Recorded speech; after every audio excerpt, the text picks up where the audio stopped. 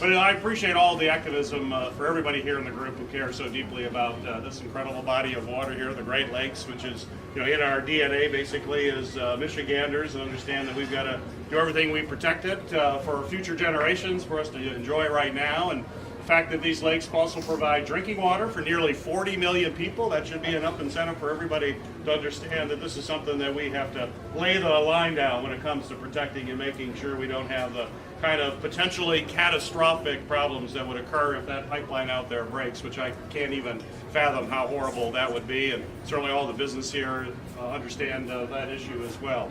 So if you had a pipeline break in anywhere in those areas, would it be a very damaging event and get into the tributaries and really damage some really sensitive ecological areas? I'll just mention one other area that I've been working on, and again, thank you for being here, but in the Coast Guard reauthorization bill, I was able to get language to create a freshwater center of excellence to clean up oil spills in fresh water. And it's important because what is really frightening about a pipeline break here is that we don't really know how to clean up oil spills in fresh water. The science isn't there like it is in salt water.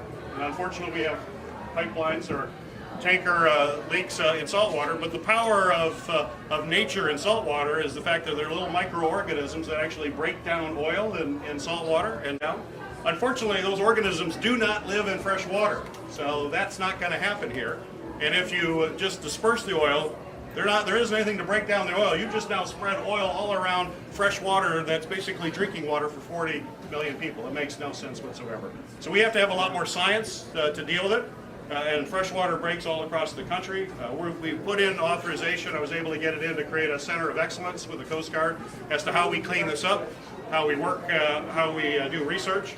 I'm not exactly sure where that center of excellence is because I can't earmark a certain spot, but based on the criteria that was put into the bill, I'm pretty sure it's going to be in Michigan when it's set up, and I'm pretty sure it's going to be pretty close to here because in addition to doing the research and science, I wanted to make sure cleanup equipment is close to us right here in Michigan to respond to the site.